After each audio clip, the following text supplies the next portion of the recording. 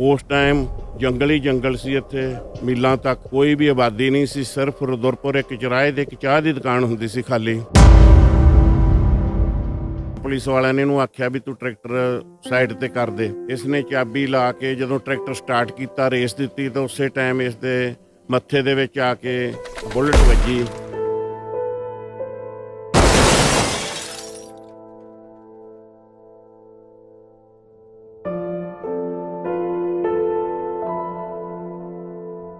Punjabi national TV देखते दर्शकों ਨੂੰ ਪਿਆਰ ਭਰੀ ਸਤਿ ਸ੍ਰੀ ਅਕਾਲ। ਸਰਦਾਰ ਨਵਰੀਤ ਸਿੰਘ ਜੀ ਹੁੰਦਲ ਜਿਹੜਾ ਕਿ ਕਿਸਾਨੀ ਅੰਦੋਲਨ ਦੇ ਵਿੱਚ 26 ਜਨਵਰੀ ਦੀ ਘਟਨਾ ਦੇ ਵਿੱਚ ਸ਼ਹੀਦ ਹੋ ਗਏ ਤੇ ਉਹਨਾਂ ਨਿਮਿਤ ਪਾਠ ਦਾ ਭੋਗ ਅੱਜ ਪੈ ਚੁੱਕਾ।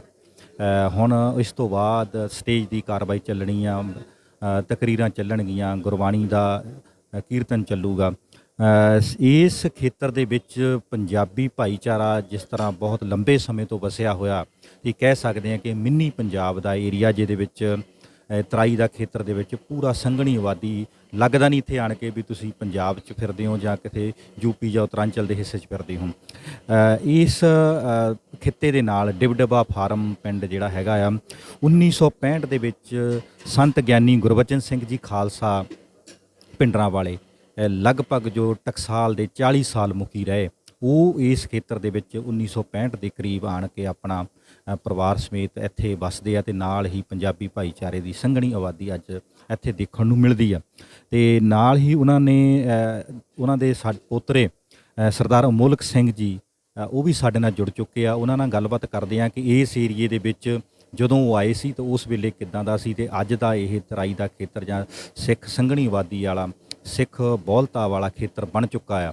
ਤੇ ਸਰਦਾਰ ਅਮੋਲਕ ਸਿੰਘ ਜੀ ਦਮਦਮੀ ਟਕਸਾਲ ਦੇ ਸੰਤ ਗਿਆਨੀ ਗੁਰਬਚਨ ਸਿੰਘ ਖਾਲਸਾ ਪਿੰਡਰਾਂ ਵਾਲੇ 40 ਸਾਲ ਮੁਖੀ ਰਹੇ, ਉਹਨਾਂ ਦੇ ਪੋਤਰੇ ਸਾਡੇ ਨਾਲ ਜੁੜ ਚੁੱਕੇ ਆ। ਵਾਹਿਗੁਰੂ ਜੀ ਕਾ ਖਾਲਸਾ, ਵਾਹਿਗੁਰੂ ਜੀ ਕੀ ਫਤਿਹ। ਅਮੋਲਕ ਸਿੰਘ ਜੀ, ਪੰਜਾਬ ਵੀ ਜਿੱਥੇ ਜਾਂਦੇ ਆਪਣਾ ਵੱਖਰਾ ਸ਼ਹਿਰ ਵਸਾ ਲੈਂਦੇ, ਵੱਖਰੇ ਪਿੰਡ ਵਸਾ ਲੈਂਦੇ, ਵੱਖਰਾ ਖੇਤਰ ਵਸਾ ਲੈਂਦੇ ਆ। ਜਿਵੇਂ ਸਾਨੂੰ ਪਤਾ ਲੱਗਾ ਕਿ 1965 ਦੇ ਨਜ਼ਦੀਕ ਤੁਹਾਡੇ ਬਾਬਾ ਜੀ ਨੇ ਆਣ ਕੇ ਇਸ ਖੇਤਰ ਦੇ ਵਿੱਚ ਆਣ ਕੇ ਸਾਰਾ ਆਬਾਦ ਕੀਤਾ। ਇਸ ਵੇਲੇ ਡਿਬਡਬਾ ਦੇ ਨੇੜੇ ਤੇੜੇ ਦਾ ਜਿੰਨਾ ਇਲਾਕਾ ਹੈਗਾ ਆ, ਉੱਥੇ ਪੰਜਾਬੀਆਂ ਦੀ ਬਹੁਤ ਵੱਡੀ ਗਿਣਤੀ ਦਾ ਆਪਣੀ ਮਿਹਨਤਾਂ ਦੇ ਨਾਲ ਇਹ ਇਲਾਕੇ ਨੂੰ ਬਹੁਤ ਆਬਾਦ ਕਰ ਦਿੱਤਾ। ਇਹ ਜਦੋਂ ਇੱਥੇ ਆਨੇ ਆ ਤਾਂ ਉਹ ਸਾਰਾ ਘਟਨਾਕ੍ਰਮ ਜਿਹੜਾ ਤੁਸੀਂ ਅੱਜ ਪੰਜਾਬੀ ਨੈਸ਼ਨਲ ਟੀਵੀ ਦੀ ਟੀਮ ਦੇ ਨਾਲ ਬਿਆਨ ਕਰ ਸਕਦੇ ਹੋ। ਹਾਂਜੀ, ਇਹ ਜਿਹੜਾ ਡਿਬਡਬਾ ਫਾਰਮ ਆ 1947 ਦੇ ਵਿੱਚ ਜਦੋਂ ਜੰਮੂ ਕਸ਼ਮੀਰ ਦੇ ਵਿੱਚ ਪਾਕਿਸਤਾਨ ਨੇ ਆਪਣੇ ਜਿਹੜੇ ਕਬਜ਼ਾ ਕਰਨ ਦੀ ਕੋਸ਼ਿਸ਼ ਕੀਤੀ ਸੀ, ਉਸ time Mehar Singh air commander ਜਦੋਂ ਹਿੰਦੁਸਤਾਨ ਦੀ ਫੌਜ ਪਹਾੜੀਆਂ ਦੇ ਵਿੱਚ ਉੱਥੇ ਘਿਰ ਗਈ ਸੀ ਤਾਂ ਉਹਨਾਂ ਕੋਲ ਨਾ ਰਾਸ਼ਨ ਪਾਣੀ ਸੀ, ਨਾ ਹੀ ਉੱਥੇ ਕੋਈ ਅਸਲਾ ਬਰੂਦ ਉਹਨਾਂ ਦੇ ਕੋਲ ਸੀ। ਤਾਂ ਫਿਰ ਉਸ ਟਾਈਮ ਆਰਮੀ ਦਾ ਜਰਨਲ ਥਮਾਊ ਸੀ, ਬੜੇ ਚਿੰਤਤ ਸੀ। ਇੰਡੀਆ ਦੀ ਜਿਹੜੀ ਆਰਮੀ ਸੀ ਉਹਨਾਂ ਨੇ ਸੋਚਿਆ ਵੀ ਉੱਥੇ ਕਿਵੇਂ ਉਸ ਫੌਜ ਨੂੰ ਵਿਚਾਲਿਓਂ ਪਹਾੜਾਂ ਦੇ ਘਿਰੀ ਹੋਈ ਨੂੰ ਕੱਢਿਆ ਜਾਵੇ। ਤਾਂ ਮੇਹਰ ਸਿੰਘ ਏਅਰ ਕਮਾਂਡਰ ਜਿਹੜੇ ਸੀ ਉਹ ਦੁਨੀਆ ਦੇ ਵਿੱਚੋਂ ਦੂਜੇ ਨੰਬਰ ਦੇ ਪਾਇਲਟ ਗਿਣੇ ਜਾਂਦੇ ਸੀ ਅਤੇ ਉਹਨਾਂ ਨੇ ਡਕੋਟਾ ਹਵਾਈ ਜਹਾਜ਼ ਦੇ ਨਾਲ, ਜਿੱਥੇ ਕਿ ਉੱਥੇ ਕੋਈ ਹਵਾਈ ਅੱਡਾ ਜਾਂ ਕੋਈ ਹਵਾਈ ਪੱਟੀ ਵੀ ਨਹੀਂ ਸੀ, ਪਹਾੜਾਂ ਦੇ ਵਿੱਚ, ਨਦੀਆਂ ਦੇ ਵਿੱਚ ਦੀ ਡਕੋਟਾ ਹਵਾਈ ਜਹਾਜ਼ ਨੂੰ ਲੈ ਕੇ ਉੱਥੇ ਜਾ ਕੇ ਰਾਸ਼ਨ ਪਾਣੀ ਅਤੇ ਮਨੀਸ਼ਨ ਉਤਾਰਿਆ। ਉਸ ਟਾਈਮ ਜਦੋਂ ਕਿ ਉੱਥੇ ਹਵਾਈ ਜਹਾਜ਼ ਪਹੁੰਚਣ ਦਾ ਕੋਈ ਵੀ, ਉੱਤੇ ਪਹਾੜਾਂ ਦੇ ਉੱਤੇ ਉਹਨਾਂ ਦੀਆਂ ਤੋਪਾਂ ਬੀੜੀਆਂ ਹੋਈਆਂ ਸੀ ਪਾਕਿਸਤਾਨ ਦੇ ਜਿਹੜੇ ਸੀ।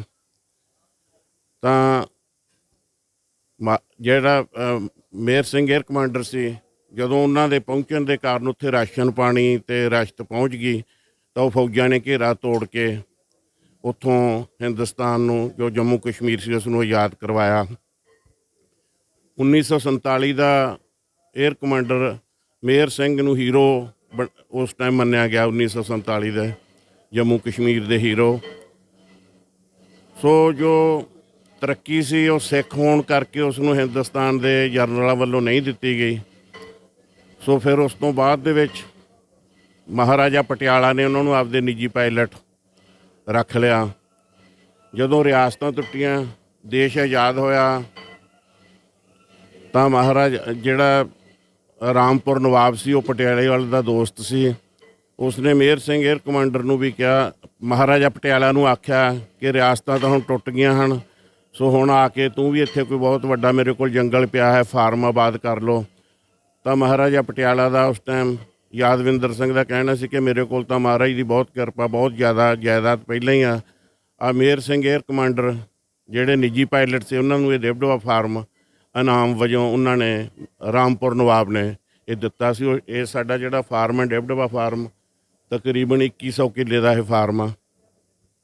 ਉਸ ਟਾਈਮ ਜੰਗਲ ਹੀ ਜੰਗਲ ਸੀ ਇੱਥੇ, ਮੀਲਾਂ ਤੱਕ ਕੋਈ ਵੀ ਆਬਾਦੀ ਨਹੀਂ ਸੀ, ਸਿਰਫ ਰੁਦਰਪੁਰ ਇੱਕ ਚੁਰਾਹੇ 'ਤੇ ਇੱਕ ਚਾਹ ਦੀ ਦੁਕਾਨ ਹੁੰਦੀ ਸੀ ਖਾਲੀ। ਉਸ ਤੋਂ ਬਾਅਦ 'ਚ ਹੀ ਇਹ ਜਿਹੜਾ ਊਧਮ ਸਿੰਘ ਨਗਰ, ਜਿਸ ਨੂੰ ਬਾਅਦ 'ਚ ਰੁਦਰਪੁਰ ਪਹਿਲਾਂ ਇਸ ਦਾ ਨਾਮ ਸੀ, ਬਾਅਦ 'ਚ ਇਸ ਦਾ ਨਾਮ ਊਧਮ ਸਿੰਘ ਨਗਰ ਰੱਖਿਆ, ਇਹ ਆਬਾਦ ਹੋਇਆ।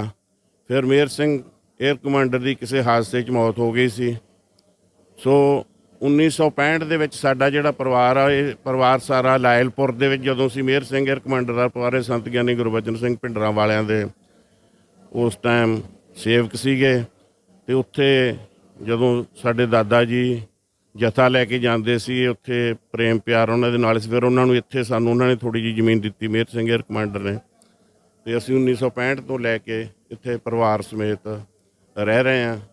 ਔਰ ਉਸ ਟਾਈਮ ਬੜੀ ਮੁਸ਼ਕਿਲ ਦੇ ਨਾਲ, ਮਤਲਬ ਇਹ ਜਿਹੜਾ ਸੀ ਇੱਥੇ ਬਹੁਤ ਜ਼ਿਆਦਾ ਜੰਗਲ ਜਾਨਵਰ ਹੁੰਦੇ ਸੀ, ਬੜੀ ਮੁਸ਼ਕਿਲ ਦੇ ਨਾਲ ਇਹ ਆਬਾਦ ਹੋਇਆ।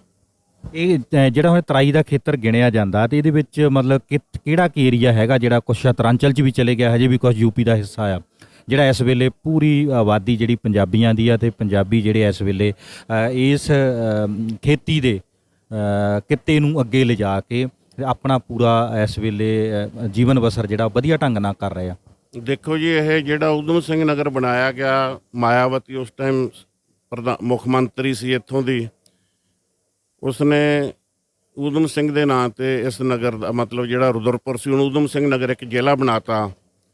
ਸੋ ਜਦੋਂ ਉਤਰਾਂਚਲ ਹੋਣ ਦੇ ਵਿੱਚ ਆਇਆ ਤਾਂ ਜਿਹੜੀ ਬੀਜੇਪੀ ਦੀ ਬਦਨੀਅਤੀ ਦੇ ਕਾਰਨ, ਕਿਉਂਕਿ ਜਿਹੜਾ ਊਧਮ ਸਿੰਘ ਨਗਰ ਹੈ ਸਾਰਾ ਹੀ ਸਿੱਖ ਆਬਾਦੀ ਦਾ ਏਰੀਆ ਸੀ, ਅਤੇ ਦੂਜਾ ਪਹਾੜੀ ਖੇਤਰ ਅਲੱਗ ਕੀਤਾ ਗਿਆ ਯੂਪੀ ਤੋਂ, ਅਤੇ ਊਧਮ ਸਿੰਘ ਨਗਰ ਵਾਲਿਆਂ ਨੂੰ ਇਹ ਖਤਰਾ ਸੀ, ਕਿਉਂਕਿ ਜਿਹੜੀ ਪਹਾੜਾਂ ਦੀ ਜਿਹੜੀ ਹੁੰਦੀ ਆ ਆਪਣਾ ਸੀਲਿੰਗਦਾਰ ਹੁੰਦੀ ਆ, ਉਹ ਪੌਣੇ 3 ਏਕੜ ਹੁੰਦੀ ਆ, ਅਤੇ ਜਿਹੜੀ ਮੈਦਾਨੀ ਏਰੀਆ ਦੀ ਜਿਹੜੀ ਹੁੰਦੀ ਆ ਸੀਲਿੰਗਦਾਰ, ਉਹ ਤਕਰੀਬਨ 12.5 ਏਕੜ ਹੁੰਦੀ ਆ। ਸਾਰੇ ਪੰਜਾਬੀਆਂ ਨੂੰ ਖਤਰਾ ਪੈਦਾ ਹੋ ਗਿਆ ਕਿ ਸਾਨੂੰ ਉਤਰਾਂਚਲ ਦੀ ਬਹੁ ਗਿਣਤੀ ਦੇ ਵਿੱਚ ਸਾਡੇ ਉੱਤੇ ਵੀ ਉਹੀ ਕਾਨੂੰਨ ਨਾ ਲਾਗੂ ਕਰ ਦੇਣ ਜਿਹੜਾ ਪਹਾੜਾਂ ਵਾਲਾ ਸੀ। ਬੜੀ ਲੰਬੀ ਜਦੋਂ ਜਹਿਦ ਚੱਲੀ। ਸੋ ਜੋ ਊਧਮ ਸਿੰਘ ਨਗਰ ਆ, ਇਹ ਨਹੀਂ ਸੀ ਜਾਣਾ ਚਾਹੁੰਦੇ ਮੈਦਾਨੀ ਏਰੀਆ ਪਹਾੜੀ ਖੇਤਰ ਦੇ ਵਿੱਚ, ਕਿਉਂਕਿ ਇੱਥੇ ਤਕਰੀਬਨ ਜਿੰਨੇ ਵੀ ਸਰਦਾਰ ਆ ਸਾਰੇ 12.5 ਏਕੜ ਦੇ ਮਾਲਕ ਆ। ਸੋ ਇਹਨਾਂ ਦੀ ਕੋਈ ਵੀ ਪੇਸ਼ ਨਹੀਂ ਜਾਣ ਦਿੱਤੀ ਬੀਜੇਪੀ ਸਰਕਾਰ ਨੇ। ਇਹਨਾਂ ਦਾ ਜਿਹੜਾ ਊਧਮ ਸਿੰਘ ਨਗਰ ਸੀਗਾ, ਉਸ ਟਾਈਮ ਯੂਪੀ ਦੇ ਵਿੱਚ ਵੀ ਬੀਜੇਪੀ ਦੀ ਸਰਕਾਰ ਸੀ। ਸੋ ਊਧਮ ਸਿੰਘ ਨਗਰ ਨੂੰ ਜਿਹੜਾ ਉਤਰਾਂਚਲ ਦੇ ਵਿੱਚ ਧੱਕ ਦਿੱਤਾ ਗਿਆ। ਜਿਸ ਤਰ੍ਹਾਂ ਤੁਸੀਂ ਦੱਸਿਆ ਕਿ ਇਸ ਵੇਲੇ ਤੱਕ ਤਰਾਈ ਖੇਤਰ ਦੇ ਵਿੱਚ ਪੂਰਾ ਸਿੱਖ ਬਹੁ ਗਿਣਤੀ ਜਾਂ ਕਿਸਾਨ ਬਹੁ ਗਿਣਤੀ ਦਾ ਪੂਰਾ ਦਬਦਬਾ ਆ, ਜਿਸ ਤਰ੍ਹਾਂ ਹੁਣ ਲਾਲ ਕਿਲ੍ਹੇ 'ਤੇ ਘਟਨਾ ਵਰਤੀ, ਆਪਾਂ ਅੱਜ ਨਵਰੀਤ ਸਿੰਘ ਦੇ ਨਿਮਿਤ ਭੋਗ ਅੰਤਮ ਅਰਦਾਸ ਵਿੱਚ ਸ਼ਾਮਲ ਹੋ ਰਹੇ ਹਾਂ। ਇਹ ਲੜਕਾ ਜਿਹੜਾ ਸੀ, ਇਹ ਕਿਸ ਤਰ੍ਹਾਂ ਦਾ ਸੁਭਾਅ ਰੱਖਦਾ ਸੀ, ਅਤੇ ਕਿੱਦਾਂ ਦਾ ਲੋਕਾਂ ਨਾਲ ਮੇਲ ਮਿਲਾਪ ਸੀਗਾ, ਅਤੇ ਜਦੋਂ ਇਹ ਉੱਥੇ ਅੰਦੋਲਨ ਦੇ ਵਿੱਚ ਜਾਂਦਾ ਆ, ਅਤੇ ਉਸ ਤੋਂ ਪਹਿਲਾਂ ਤੁਹਾਡੇ ਨਾਲ ਕੋਈ ਪਿੰਡ ਵਾਲਿਆਂ ਨਾਲ, ਪਰਿਵਾਰ ਨਾਲ ਕਿੱਦਾਂ ਦੀਆਂ ਗੱਲਾਂ ਬਾਤਾਂ ਹੋਈਆਂ? ਇਹ ਲੜਕਾ ਬਹੁਤ ਹੀ ਨਰਮ ਤਬੀਅਤ ਦਾ ਮਾਲਕ ਸੀ, ਬੜਾ ਮਿਹਨਤੀ ਸੀ। ਸੋ ਕੁਛ ਤਿੰਨ ਕੁ ਸਾਲ ਇਹ ਜਾ ਕੇ ਆਸਟ੍ਰੇਲੀਆ ਦੇ ਵਿੱਚ ਜਾ ਕੇ ਪੜ੍ਹਾਈ ਕਰਨ ਦੇ ਵਿਸ਼ੇ 'ਤੇ ਗਿਆ ਸੀ। ਉੱਥੇ ਜਾ ਕੇ ਆਪਣਾ ਕਾਫੀ ਮਿਹਨਤ ਨਾਲ ਇਸ ਨੇ ਟਰੱਕ ਵਗੈਰਾ ਵੀ ਚਲਾਉਂਦਾ ਰਿਹਾ। 2 ਸਾਲ ਹੋਏ ਪਹਿਲਾਂ ਇਸ ਦਾ ਵਿਆਹ ਸ਼ਾਦੀ ਹੋ ਗਈ ਸੀ। ਸੋ ਇਸ ਦਾ ਉੱਥੇ ਕੁਛ ਪੇਪਰਾਂ ਦੀ ਨੁਕਸ ਦੇ ਕਾਰਨ ਫਿਰ ਮਤਲਬ ਜਿਹੜਾ ਸੀ ਆਸਟ੍ਰੇਲੀਆ ਨੇ ਇਹਨੂੰ 3 ਸਾਲ ਤੱਕ ਮਤਲਬ ਵੀਜ਼ਾ ਜਿਹੜਾ ਉਹ ਤੋਂ ਰਿਜੈਕਟ ਕਰ ਦਿੱਤਾ। ਸੋ ਤਕਰੀਬਨ 8-9 ਮਹੀਨੇ ਹੁਣ ਇਹਦੇ ਰਹਿ ਗਏ ਸੀ ਦੁਬਾਰਾ ਜਾਣ। ਜਿਹੜੀ ਦੀ ਘਰ ਵਾਲੀ ਉਹ ਪਹੁੰਚ ਗਈ ਸੀ, ਪਰ ਇਸ ਨੂੰ ਉੱਥੇ ਐਂਟਰ ਨਹੀਂ ਹੋਣ ਦਿੱਤਾ ਗਿਆ। ਸੋ ਇਹ ਲੜਕਾ ਜਦੋਂ ਪਹਿਲਾਂ ਵੀ ਮਤਲਬ ਇਹ ਉੱਥੇ ਦਿੱਲੀ ਦੇ ਵਿੱਚ ਗਾਜੀਪੁਰ ਬਾਰਡਰ ਦੇ ਉੱਤੇ ਗਿਆ, ਫਿਰ ਸਾਡੇ ਨਾਲ ਹੀ ਗਿਆ ਸੀ। ਉਸ ਤੋਂ ਬਾਅਦ 'ਚ ਅਸੀਂ ਇੱਕ ਵਾਰ ਵਾਪਸ ਆ ਗਏ ਸਾਰੇ ਦੁਬਾਰਾ ਤੋਂ। ਫਿਰ ਇਹ ਜਾ ਕੇ ਇਸ ਨੇ ਮਤਲਬ ਟਰੈਕਟਰ ਦੇ ਉੱਤੇ, ਜਿਹੜਾ ਟਰੈਕਟਰ ਸੀ ਜਿਸ ਤਰ੍ਹਾਂ ਦੱਸਦੇ ਆ ਕਿ ਉੱਥੇ ਲਾਠੀ ਚਾਰਜ ਹੋਇਆ, ਅਥਰੂ ਗੈਸ ਛੱਡੇ ਗਏ, ਤੇ ਟਰੈਕਟਰ ਕੋਈ ਹੋਰ ਕਿਸੇ ਦਾ ਸੀ, ਉਹ ਛੱਡ ਕੇ ਭੱਜ ਗਿਆ। ਪੁਲਿਸ ਵਾਲਿਆਂ ਨੇ ਇਹਨੂੰ ਆਖਿਆ ਵੀ ਤੂੰ ਟਰੈਕਟਰ ਸਾਈਡ ਤੇ ਕਰ ਦੇ। ਇਸ ਨੇ ਚਾਬੀ ਲਾ ਕੇ ਜਦੋਂ ਟਰੈਕਟਰ ਸਟਾਰਟ ਕੀਤਾ, ਰੇਸ ਦਿੱਤੀ, ਤਾਂ ਉਸੇ ਟਾਈਮ ਇਸ ਦੇ ਮੱਥੇ ਦੇ ਵਿੱਚ ਆ ਕੇ ਬੁਲਟ ਵੱਜੀ, ਗੋਲੀ ਵੱਜੀ, ਜਿਹਦੇ ਨਾਲ ਕਿ ਇਹਦਾ ਬਿਲਕੁਲ ਹੀ ਸੰਤੁਲਨ ਵਿਗੜ ਗਿਆ। ਤੇ ਜਿਹੜਾ ਉਹ ਹਾਦਸਾ ਹੋਇਆ ਉਹ ਇਹਦੇ ਗੋਲੀ ਵੱਜਣ ਦੇ ਕਾਰਨ ਹੀ ਹੋਇਆ। ਜਦੋਂ ਕਿ ਸਰਕਾਰ ਇਸ ਗੱਲ ਤੋਂ ਨਮੁਕਰ ਆ ਕਿ ਇਹ ਨਹੀਂ ਹਾਦਸਾ ਹੀ ਹੈ, ਪਰ ਕਿਉਂਕਿ ਜਿਹੜਾ ਅਸੀਂ ਇੱਥੇ ਦੇਖਿਆ ਉਸ ਵੇਲੇ ਬਣਾਈਆਂ ਗਈਆਂ ਸੀਗਾ, ਉਹ ਸਿਰ ਦਾ ਜਿਹੜਾ ਸੀ ਚਰਬੀ ਪਿੱਛੇ ਨਿਕਲੀ ਹੋਈ ਸੀ, ਮਤਲਬ ਗੋਲੀ ਆਰ ਪਾਰ ਹੋਈ ਆ। ਉਹ ਇਸ ਦੀ ਜਿਹੜੀ ਗੌਰਮੈਂਟ ਦੀ ਬਦਨੀਅਤੀ ਦੇ ਕਾਰਨ ਇਸ ਨੂੰ ਮਤਲਬ ਉਹ ਸ਼ਹਾਦਤ ਨੂੰ ਇੱਕ ਐਕਸੀਡੈਂਟ ਦੇ ਵਿੱਚ ਤਬਦੀਲ ਕੀਤਾ ਗਿਆ। ਜਿਸ ਤਰ੍ਹਾਂ ਕਿ ਖਾਸ ਕਰਕੇ ਸਿੱਖ ਰੱਖਣ ਵਾਲੇ, ਸਿੱਖੀ ਦੇ ਨਾਲ ਪਿਆਰ ਰੱਖਣ ਵਾਲੇ ਜਾਂ ਸਿੱਖ ਧਰਮ ਦੇ ਨਾਲ ਪਿਆਰ ਰੱਖਣ ਵਾਲੇ, ਉਹ ਕਾਂਗਰਸ ਤੋਂ ਅਕਸਰ ਦੂਰੀ ਬਣਾਈ ਰੱਖਦੇ ਸੀ 1984 ਤੋਂ ਬਾਅਦ। ਪਰ ਜਿੱਦਾਂ ਦੀਆਂ ਇਸ ਵੇਲੇ ਸਰਕਾਰ ਵੱਲੋਂ ਇਹ ਕਾਰਵਾਈਆਂ ਹੋ ਰਹੀਆਂ ਜੋ ਨਿੰਦਣਯੋਗ ਆ, ਤੇ ਇਹ ਲੱਗ ਰਿਹਾ ਕਿ ਜਿਸ ਤਰ੍ਹਾਂ ਇਹ ਤਰਾਈ ਦਾ ਖੇਤਰ ਆ, ਕਿਸੇ ਨਾ ਕਿਸੇ ਤਰ੍ਹਾਂ ਬੀਜੇਪੀ ਦੇ ਨਾਲ ਵੱਡੇ ਪੱਧਰ ਤੇ ਇਹਨਾਂ ਦੀ ਸਰਕਾਰ ਸਟੇਟ ਵਿੱਚ ਵੀ ਬਣਾਈ, ਸੈਂਟਰ ਵਿੱਚ ਵੀ ਬਣਾਈ, ਪਰ ਇਹ ਕਿਸੇ ਨੂੰ ਪਤਾ ਨਹੀਂ ਸੀਗਾ ਵੀ ਇਹ ਕਿਸਾਨੀ ਦੇ ਇੰਨਾ ਵਿਰੋਧ ਜਾਣਗੇ ਜਾਂ ਇੱਦਾਂ ਦੇ ਤਸ਼ੱਦਦ ਕਰਨਗੇ। ਤਾਂ ਆਉਣ ਵਾਲੇ ਸਮੇਂ ਦੇ ਵਿੱਚ ਬੀਜੇਪੀ ਨੂੰ ਤੁਸੀਂ ਇਸ ਖੇਤਰ ਦੇ ਵਿੱਚ ਧਰਾਤਲ ਤੇ ਕਿੱਦਾਂ ਦੇਖਦੇ ਹੋ? ਹਾਂਜੀ, ਬੀਜੇਪੀ ਤੋਂ ਤਾਂ ਮੇਰਾ ਖਿਆਲ ਆ ਵੀ ਕੋਈ ਵੀ ਜਿਹੜਾ ਸਹੀ ਮੈਨੇ ਜਿਹੜਾ ਕੋਈ ਕਿਸਾਨ ਆ ਜਾਂ ਸਿੱਖ ਆ ਜਿਹੜੇ 3 ਬਿੱਲਾਂ ਦੇ ਕਾਰਨ ਇਸ ਦਾ ਬਹੁਤ ਜ਼ਿਆਦਾ ਅੜੀਅਲ ਵਤੀਰਾ ਇਹ ਕਿਸਾਨੀ ਨੂੰ ਤਾਂ ਦੂਰ ਲੈ ਕੇ ਹੀ ਗਿਆ। ਸੋ ਜਿਹੜਾ EVM ਹੁਣ ਇਹੋ ਹੀ ਲੱਗਦਾ ਜਿਵੇਂ ਬਿਹਾਰ ਦੇ ਵਿੱਚ ਵੀ ਚੋਣਾਂ ਦੇ ਵਿੱਚ ਪਹਿਲਾਂ ਦੂਜੀ ਪਾਰਟੀ ਜਿੱਤ ਰਹੀ ਸੀ, ਬਾਅਦ ਦੇ ਵਿੱਚ ਹੇਰਾਫੇਰੀ ਨਾਲ EVM ਦੀ ਛੇੜਖਾਨੀ ਦੇ ਨਾਲ ਇਹਨਾਂ ਨੇ ਫਿਰ ਜਿੱਤ ਪ੍ਰਾਪਤ ਕਰ ਲਈ। ਸੋ ਮੈਨੂੰ ਇਹ ਲੱਗਦਾ ਵੀ ਕਿਸਾਨ ਅੰਦੋਲਨ ਤੋਂ ਬਾਅਦ 'ਚ ਭਾਰਤ ਨੂੰ ਇੱਕ EVM ਦੀ ਵੀ ਬਹੁਤ ਵੱਡੀ ਲੜਾਈ ਲੜਨੀ ਪੈਣੀ ਹੈ, ਤਾਂ ਹੀ ਅਸੀਂ ਇਹਨਾਂ ਤੋਂ ਮੁਕਤ ਹੋ ਸਕਦੇ ਹਾਂ। ਨਹੀਂ ਤਾਂ ਵਰਨਾ ਜਿਹੜੀ BJP ਆ ਉਹ ਕਦੇ ਵੀ EVM ਦੇ ਰਾਹੀਂ ਸੱਤਾ ਦੇ ਉੱਤੋਂ ਕਬਜ਼ਾ ਨਹੀਂ ਛੱਡੂਗੀ। ਜਿਸ ਤਰ੍ਹਾਂ ਤੁਸੀਂ ਦੱਸ ਰਹੇ ਸੀ ਕਿ ਇਸ ਏਰੀਏ ਦੇ ਵਿੱਚ ਪੰਜਾਬੀ ਬੋਲਤਾ ਇਸ ਵੇਲੇ ਬਹੁਤ ਵੱਡੇ ਪੱਧਰ ਤੇ ਆ, ਤੇ ਕਿਹੜੇ ਮੁੱਖ ਸ਼ਹਿਰ ਆ ਇੱਥੇ ਜਾਂ ਕਿਹੜੇ ਕਸਬੇ ਵੱਡੇ ਹੈਗੇ ਆ ਜਿੱਥੇ ਪੰਜਾਬੀਆਂ ਦੀ ਇਸ ਵੇਲੇ ਵੱਡੀ ਗਿਣਤੀ ਆ? ਪੰਜਾਬੀ ਊਧਮ ਸਿੰਘ ਨਗਰ ਵੀ ਜਿਹੜਾ ਤਕਰੀਬਨ ਜ਼ਿਆਦਾ ਪੰਜਾਬੀ ਏਰੀਆ ਹੀ ਹੈ ਜੀ, ਸਾਰੇ ਟੋਟਲ ਇਹ ਸ਼ੁਰੂ ਹੁੰਦਾ ਕਾਂਸ਼ੀਪੁਰ ਤੋਂ, ਜਸਪੁਰ ਤੋਂ ਲੈ ਕੇ ਬਾਜਪੁਰ, ਗਦਰਪੁਰ, ਕਿੱਛਾ, ਸਤਾਰਗੰਜ, ਇਹ ਤਰਾਈ ਦਾ ਏਰੀਆ ਪੰਜਾਬੀ ਏਰੀਆ। ਇਸ ਤੋਂ ਅੱਗੇ ਫਿਰ ਇਹ ਚਲਿਆ ਜਾਂਦਾ ਪੀਲੀਭੀਤ, ਪੂਰਨਪੁਰ, ਇਹ ਤਕਰੀਬਨ ਸਾਰੀ ਸਿੱਖ ਬੈਲਟ ਹੀ ਜਾਣੀ ਜਾਂਦੀ ਹੈ।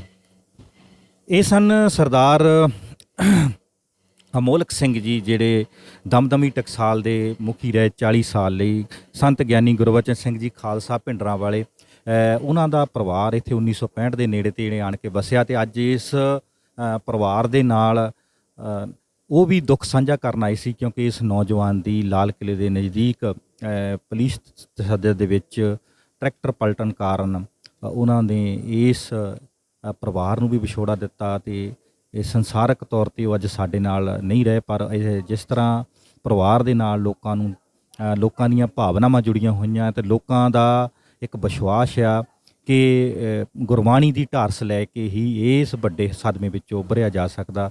ਕੈਮਰਾਮੈਨ ਗੁਰਪ੍ਰੀਤ ਦੇ ਨਾਲ ਗੁਰਨਾਮ ਸਿੰਘ ਬਿਲਗਾ, ਡਿਬਡਿਬਾ ਫਾਰਮ, ਉੱਤਰ ਪ੍ਰਦੇਸ਼।